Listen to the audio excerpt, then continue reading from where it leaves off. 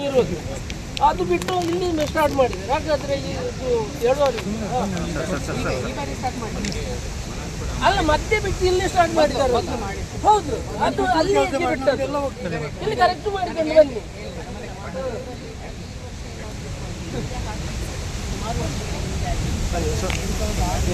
ಅಲ್ಲ ಮೇಡಮ್ ನೋಡಿ, ಇಲ್ಲಿ ಹೇಗೆ ಸ್ಟಾರ್ಟ್ ಮಾಡಿದ್ರೆ ಅಲ್ಲಿಂದ ಇಲ್ಲಿ ಬಿಟ್ಟದ್ದು ಹೇಗೆ? ಹಾಗಾದ್ರೆ ಅಲ್ಲಿ 100 ಮಂದಿ ನಮ್ಮ ಸಿಗಲ್ಲ ನೀರು. ಹಾಗಾದ್ರೆ ಅದು ಬಿಟ್ಟು ಇಲ್ಲಿ ಸ್ಟಾರ್ಟ್ ಮಾಡಿ ಫಿನಿಶಿಂಗ್ ಮಾಡಿಕೊಂಡು ಒಂದೇ ಲೆಕ್ಕದಲ್ಲಿ ಮಾಡಿ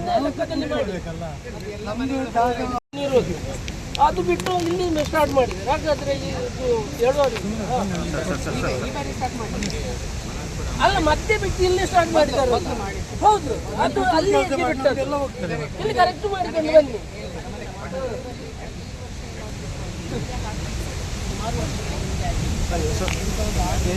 ಅಲ್ಲ ಮೇಡಮ್ ನೋಡಿ, ಇಲ್ಲಿ ಹೇಗೆ ಸ್ಟಾರ್ಟ್ ಮಾಡಿದ್ರೆ ಅಲ್ಲಿಂದ ಇಲ್ಲಿ ಬಿಟ್ಟದ್ದು ಹೇಗೆ? ಹಾಗಾದ್ರೆ ಅಲ್ಲಿ 100 ಮಂದಿ ನಮ್ಮ ಸಿಗಲ್ಲ ನೀರು. ಹಾಗಾದ್ರೆ ಅದು ಬಿಟ್ಟು ಇಲ್ಲಿ ಸ್ಟಾರ್ಟ್ ಮಾಡಿ ಫಿನಿಶಿಂಗ್ ಮಾಡಿಕೊಂಡು ಒಂದೇ ಲೆಕ್ಕದಲ್ಲಿ ಮಾಡಿ. ಈ ಬಗ್ಗೆ ನಾವು ಈಗಾಗಲೇ ಸರ್ಕಾರಕ್ಕೆ ನಾವು ತಿಳಿಸಿದ್ವಿ, ಪ್ರಸ್ತಾವನೆ ಈಗ 5 ಕೋಟಿಯನ್ನು ತತ್ಕ್ಷಣಕ್ಕೆ ನಮಗೆ ಕೊಡಬೇಕು ಅಂತ ನಾವು ಮನವಿ ಅದಕ್ಕೆ ನಮಗೆ ಗೊತ್ತಿಲ್ಲ. ನಾವು ಮಾನ್ಯ ಮುಖ್ಯಮಂತ್ರಿಗಳು ಈಗ ಸದ್ಯಕ್ಕೆ ನಾವು ಕೆಲಸ ಮಾಡಿದ್ವಿ. ಮೊನ್ನೆ ಮೀಟಿಂಗ್ ಹೇಳಿದ 5 ಕೋಟಿ ಬಂದಿದೆ, ಅದು ಬರುತ್ತೆ. ಅದಕ್ಕೇ ಅಲ್ವಾ ಈಗ ಎಲ್ಲ ಶುರು ಮಾಡಿದ್ವಿ. ಒಟ್ಟಾರೆ 50 ಕೋಟಿಗಿಂತ ಹೆಚ್ಚು ನಷ್ಟ ಆಗಿದೆ. ಪರಿಹಾರ ಎಲ್ಲೆಲ್ಲಿ ಏನು ನಷ್ಟ ಆಗಿತ್ತು ಬೇರೆ ಜಿಲ್ಲಾಡಳಿತ ನಮಗೆ ಕಳಿಸ್ತಿರ್ತದೆ, ಅದನ್ನೆಲ್ಲ ನಾವು ಈಗ ರಾಜ್ಯದ ಮಾನದಂಡದಲ್ಲಿ ಮುಂದೆ ಸಂಪೂರ್ಣ ಮನೆ ಆದರೆ 5 ಲಕ್ಷ ಅಂತಿತ್ತು.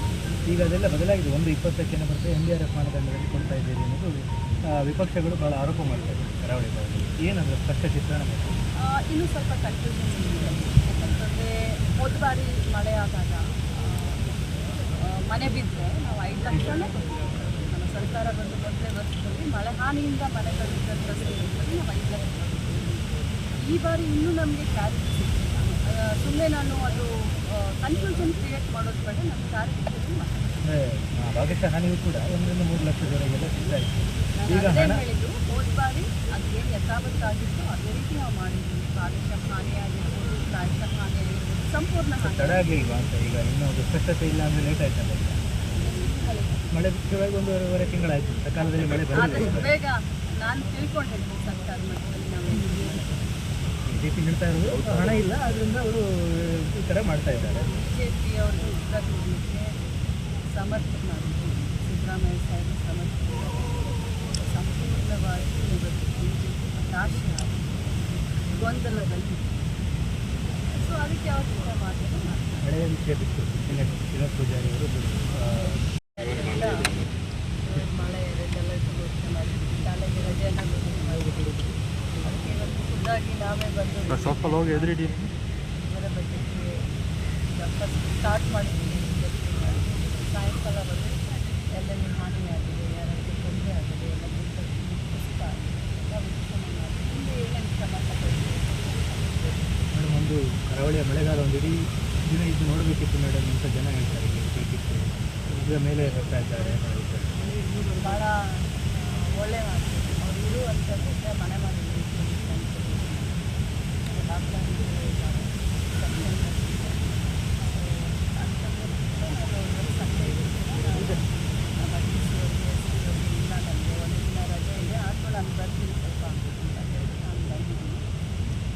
ಯಾವಾಗ ನನ್ನ ಅವಶ್ಯಕತೆ ಖಂಡಿತವಾಗ್ಲೂ 24/7 ನಮ್ಮ ಜಿಲ್ಲಾಡಳಿತ, ನಮ್ಮ ಸರ್ಕಾರ ಎಚ್ಚರವಾಗಿಟ್ಕೊಂಡು ಒಂದು ಮಳೆಯ ಅವಾಂತರ ಏನು ನಡೀತಾ ಇದೆ, ಇದು ಎಲ್ಲೂ ಯಾರಿಗೂ ತೊಂದರೆ ಆಗಬಾರ್ದು, ಪ್ರಾಣ ಹಾನಿಗಳಾಗಬಾರ್ದು ಅನ್ನೋ ಮುನ್ನೆಚ್ಚರಿಕೆಯನ್ನು ನಾವು ಪಡ್ತೀವಿ. ಅಧಿಕಾರಿಗಳಿಂದ ಬೇರ್ಪಟ್ಟ ಮಾಹಿತಿ ಪ್ರಕಾರ ಏನೆಲ್ಲ ಹಾನಿಯಾಗಿದೆ ಮಾಹಿತಿ ಈಗಾಗಲೇ ನಮ್ಮ ಅಧಿಕಾರಿಗಳು ನಾವು ಮುಂಚೆನೇ ಅಂದರೆ ನಮಗೆ ಏನು ತೊಂದರೆ ಆಗಬಾರ್ದು ಅಂತಲೇ ನಾವು ಸುಮಾರು ಕೆಲಸಗಳನ್ನು ಮುಂಚೆನೇ ಮಾಡ್ತೀವಿ. ನಾನೀಗೊಂದು ಸುಮಾರು 25 ದಿನದಿಂದ ಬಂದು ನಾನು ಮೀಟಿಂಗನ್ನು ತೆಗೆದುಕೊಂಡು ಎಲ್ಲ ಜಿಲ್ಲಾ ಮಟ್ಟದ ಆಫೀಸರ್ಗಳ ಮೀಟಿಂಗನ್ನು ತೆಗೆದುಕೊಂಡು ಹೋದಾಗ ಫಾರೆಸ್ಟ್ ಡಿಪಾರ್ಟ್ಮೆಂಟ್ಗೆ ಕೆಲವೊಂದು ಸೂಚನೆಗಳನ್ನ ಕೊಟ್ಟಿದ್ದೆ. ಎಲ್ಲಿ ಮರಗಳು ಬೀಳುವಂಥ ಪೊಸಿಷನ್ ಇದ್ದಾವೆ ತೆಗಿಬೇಕು ಅಂತ. ಅವರು ಸುಮಾರು 500-600 ಜಾಸ್ತಿ ಮರಗಳನ್ನು ತೆಗೆದಿದ್ದಾರೆ. ಅದೇ ರೀತಿ ನಾನು ಎಸ್ಕಾಮ್ಗಳದ್ದು ನಾವು ಮೆಸ್ಕಾಮ್ ಇಲ್ಲಿ ಮೆಸ್ಕಾಮ್ದವ್ರಿಗೆ ನಾನು ಸೂಚನೆಯನ್ನು ಕೊಟ್ಟಿದ್ದೆ. ಇಲ್ಲಿ ಕಂಬಗಳು ಬೀಳೋ ಹಂತ ಅಥವಾ ಎಲ್ಲಿ ಸ್ಕೂಲ್ ಪಕ್ಕ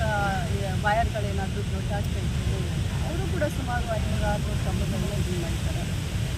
ಉಡುಪಿ ಸಿಟಿಯಲ್ಲಿ ನಮಗೆ ಡ್ರೈನ್ ಪ್ರಾಬ್ಲಮ್ ಆಗುತ್ತೆ. ಯಾಕಂದರೆ ಸುತ್ತಮುತ್ತ ನದಿ ಮೇಲೆ ಸಮುದ್ರ ಇರೋದ್ರಿಂದ ಚರಂಡಿಗಳನ್ನು ಕ್ಲೀನ್ ಮಾಡೋಕ್ಕೆ ನಾವು ಹೇಳಿದ್ವಿ. ಚರಂಡಿಗಳನ್ನು ಕ್ಲೀನ್ ಮಾಡಿ ಸೊ ಕಾಲ್ಸಂತದಿಂದ ಲಾಸ್ಟ್ ಟೈಮ್ ಸುಮಾರು ನಮಗೆ ಲೆಕ್ಕಗಳಾಗುತ್ತೆ. ಅಲ್ಲೂ ಕೂಡ ಜಾಗ್ರತೆ ಸೊ ಈ ರೀತಿ ಸುಮಾರು ಕೆಲಸಗಳನ್ನ ಆಲ್ರೆಡಿ ಮಾಡಿದ್ದೀವಿ. ಜಿಲ್ಲಾಡಳಿತದಿಂದ ಹೆಲ್ಪ್ಲೈನನ್ನು ಎಲ್ಲ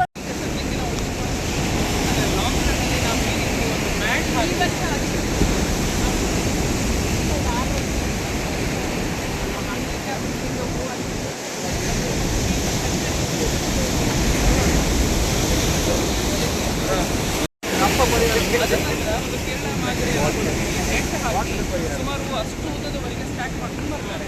ಆ ಸಿಸ್ಟಮಲ್ಲಿ ಮಾಡಿದರೆ ಅಲ್ಲಿಂದ ಅಲೆಗಳು ಇದಾಗ್ಕೊಂಡು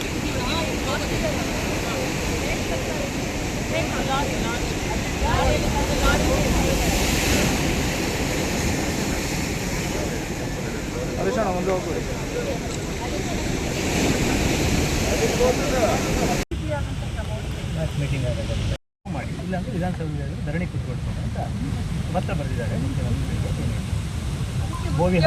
ಮುಖ್ಯಮಂತ್ರಿಗಳನ್ನೇ ತಪ್ಪಿಸುವಂಥ ಉತ್ತರ. ಬೋವಿ ಇದರಲ್ಲಿ ಅವರ ಪ್ರಸ್ತಾಪ ಆಗಿದೆ. ಮುಖ್ಯಮಂತ್ರಿಗಳು ಶ್ರೀನಿವಾಸ ಪೂಜಾರಿ ಅವರ ಹೆಸರು ಹೇಳಿದ್ದಾರೆ. ಮುಖ್ಯಮಂತ್ರಿಗಳು ಹಾಗೆ ಸುಮ್ಮನೆ ರಾಜಕಾರಣಕ್ಕೆ ಹೇಳುವಂಥ ಜಾಯಮಾನಗಳು ನಮ್ಮ ಸಿದ್ದರಾಮಯ್ಯ ಸಾಹೇಬ್ರಲ್ಲ.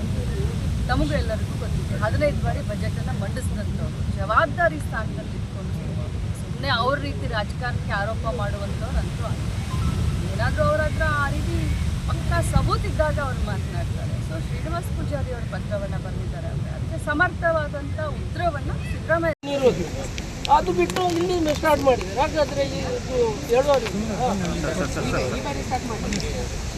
ಅಲ್ಲ ಮತ್ತೆ ಬಿಟ್ಟು ಇಲ್ಲಿ ಸ್ಟಾರ್ಟ್ ಮಾಡಿದ್ದಾರೆ. ಹೌದು ಅದು ಅಲ್ಲಿ ಬಿಟ್ಟದ್ದು ಇಲ್ಲಿ ಕರೆಕ್ಟ್ ಮಾಡಿಕೊಂಡು ಬನ್ನಿ.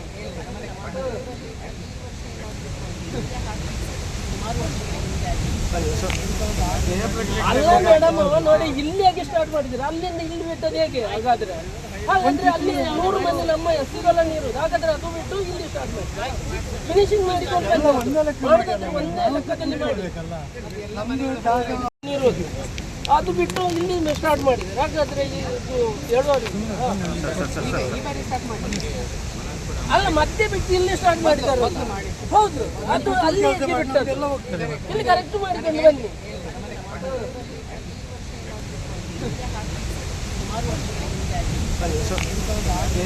ಅಲ್ಲ ಮೇಡಮ್ ನೋಡಿ ಇಲ್ಲಿ ಹೇಗೆ ಸ್ಟಾರ್ಟ್ ಮಾಡಿದ್ರೆ ಅಲ್ಲಿಂದ ಇಲ್ಲಿ ಬಿಟ್ಟದ್ದು ಹೇಗೆ? ಹಾಗಾದ್ರೆ ಅಲ್ಲಿ 100 ಮಂದಿ ನಮ್ಮ ಎಸ್ಸಿಗಳ ನೀರು. ಹಾಗಾದ್ರೆ ಅದು ಬಿಟ್ಟು ಇಲ್ಲಿ ಸ್ಟಾರ್ಟ್ ಮಾಡಿ ಫಿನಿಶಿಂಗ್ ಮಾಡಿಕೊಂಡು ಒಂದೇ ಲೆಕ್ಕದಲ್ಲಿ ಮಾಡಿ